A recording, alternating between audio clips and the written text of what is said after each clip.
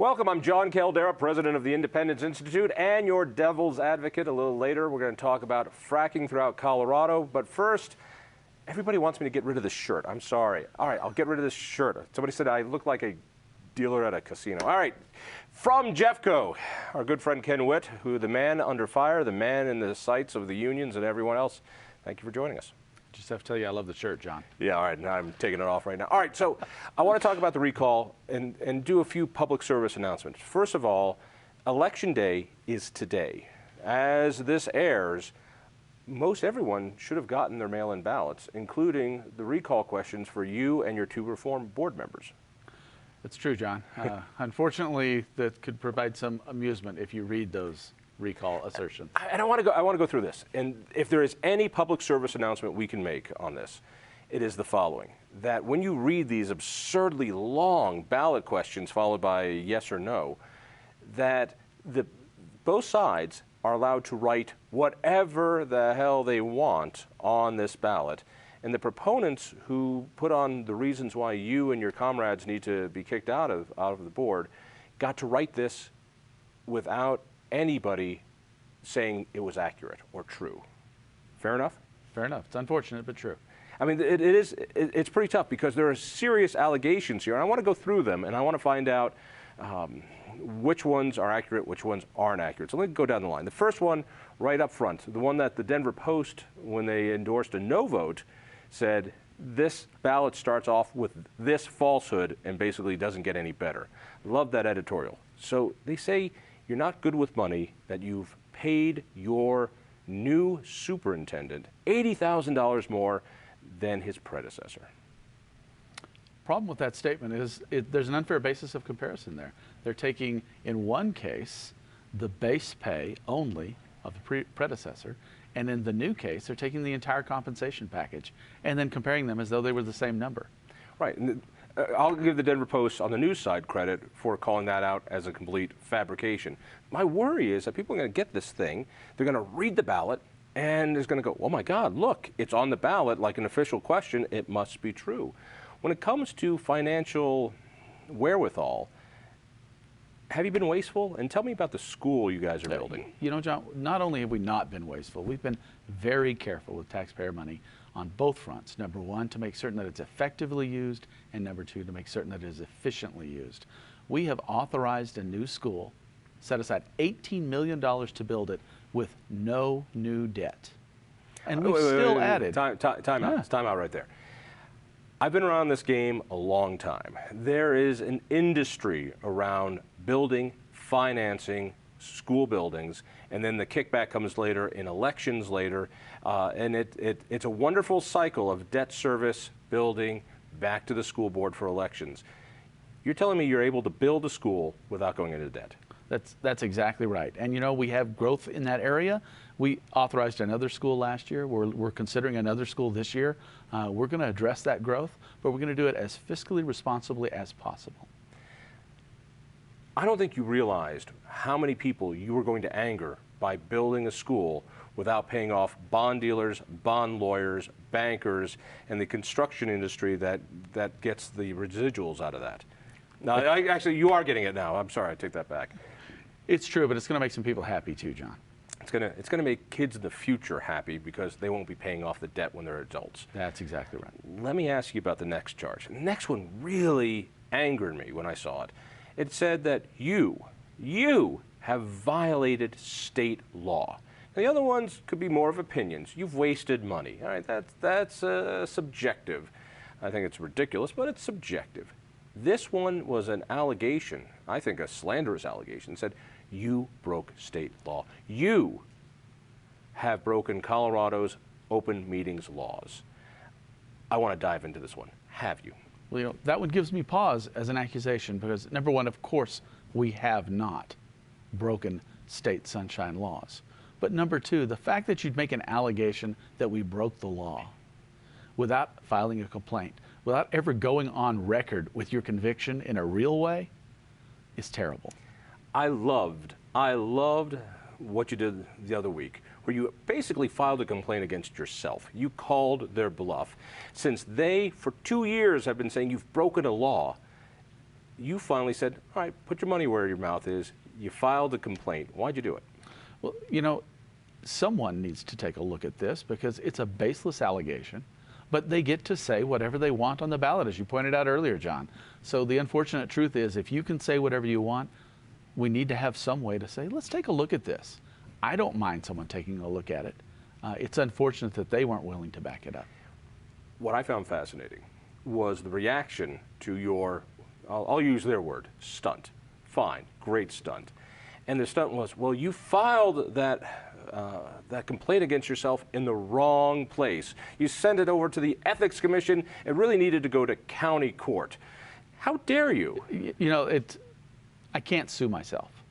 What I can do, though, is I can ask an Ethics Commission to look at it. Now, it's up to them whether they'll accept it, but it is the thing that I can do to shed some light on this issue. What I thought was more funny, though, was all of a sudden, I saw social media exploding, saying, he's filing a complaint against himself in the wrong place. It's like, well, then you guys must know what the right place is. And for 2 years of this allegation, you haven't filed any complaint. And it's so obvious, because if they did, and once it gets found out that there's nothing there, they couldn't say you violated the law. But if you did it, and they know they could prove it, of course they would have done it. Your ouster would have been a lot easier that way. That's absolutely the case. All right. Let me get to the other one, the one of respect. I love this, that respect. That you don't respect the educators of this district. And that's why so many of them have fled the district. You are losing teachers at an alarming rate. 700 teachers, the ballot said, have left because of your disrespect. You know, the greatest respect you can pay a professional is to put things in place to ensure that they can be recognized and rewarded for their great work. And we have done that in JeffCo. The right thing to do is to make certain that all effective teachers, if you're giving raises, get a raise, but also recognize and reward great effort. That's respect for professionals, and that's the respect we're showing professionals for the first time in JeffCo. How much did you give them in raises? You know, we gave over $21 million in compensation increases over the last 2 years, when they had taken both pay cuts and pay freezes for the last several years. So we've invested heavily. Here's what you did that I believe is really the problem. Yes, you gave $20 million, $21 million in raises. Incredible. But you didn't give it evenly across the board. You did something that was more pay for performance. Let me see if I got this right. You gave higher raises to those who were highly effective. You gave a smaller raise to those who were less effective, and for those who were not effective at all, which is the term of art, you didn't give them any raise, and there was a whole 63 out of, 5,000 who got no raise. You didn't do what organized labor wants. You didn't just spread it over the table as if performance didn't matter. That's right. And that issue of performance must matter, every parent knows. I care about the quality of the education of my child. Performance does matter in education, and we want to make certain that our teachers are rewarded for great performance. Talk to me about the teachers who have left. And you have lost a lot of teachers this year. We have lost teachers this year. Now, in a normal year, without a recession or anything else, JeffCo, out of the several thousand teachers that we have, will typically have 500 or 600 teachers rotate out, either take a new job, leave the district, or get a promotion. Last year's number is 700, and it'll probably be larger than that, somewhat larger than that, but it's not a huge increment. And the economy has improved. Job mobility across all industries, in fact, is high. More people are changing jobs because they can, and they've been waiting a while to do so. So that's a reality as well. But you know, we also can't deny the fact that change is hard. Progress takes work, and there will be some who say, I don't want to go this direction, and we'll go somewhere else. How does that number, 700, compare to your neighbors? JeffCo's turnover rate, that's the percentage of teachers each year that turnover, is less than the state average, 12% less. It's less than our neighbors like Denver Public Schools, who have a higher turnover rate than JeffCo. So it is a baseless allegation, again, to say that we have this tremendous turnover. No, we have a lower turnover than average. We have a lower turnover than our neighbors. It sounds so bad when you read the allegation. 700 teachers have left. which means you're doing a better job than the rest of the state and certainly your neighboring school districts in retaining good teachers because percentage-wise, you're doing better than they are. That's right. That's why the Denver Post, when it came out against this recall, they really cited 3 reasons. One, they're against recalls unless there's been malfeasance. They said, but it's more than that. These assertions are falsehoods, that's their term, and making it out of line, their term. They also talked about the successes, including pay for performance. Let me talk about the other one that has touched people's lives that I know.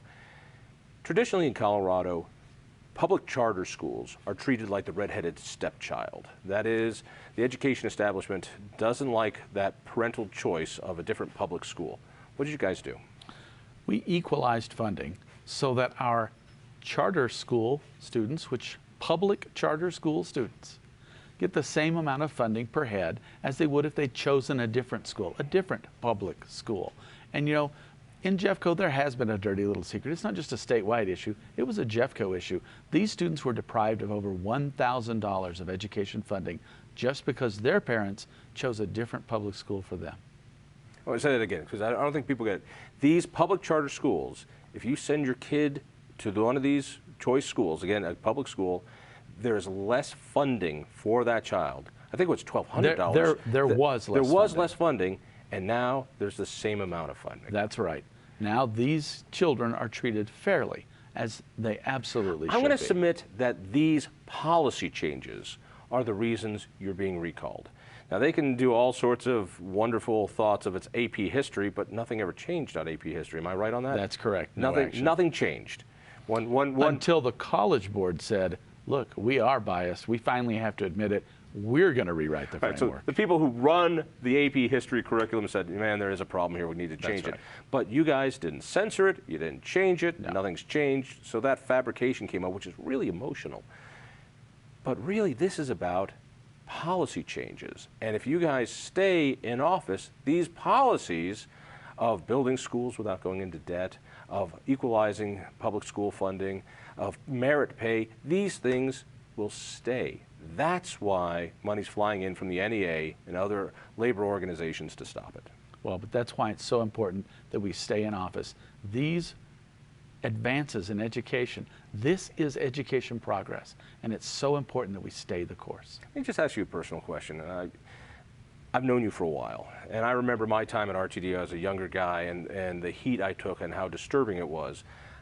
What you're going through right now on a personal level is so much more than this. These last 2 years, I've never seen such personal ugliness to politicians in my life. I mean, the names, the bullying of people's children. I mean, it's been incredible. How have you managed to hold on during this? Because they really try to push you out. Well, it's certainly true that there are those who've become very aggressive and very inappropriate with the way they communicate, the way they talk about this board. But the honest answer is change is difficult. Progress takes work. And there will be opposition to meaningful progress in education. It's part of what it takes to make change happen, and it's worth it. Ken, thank you. I tell you what, stay tuned and check out this little story from JeffCo.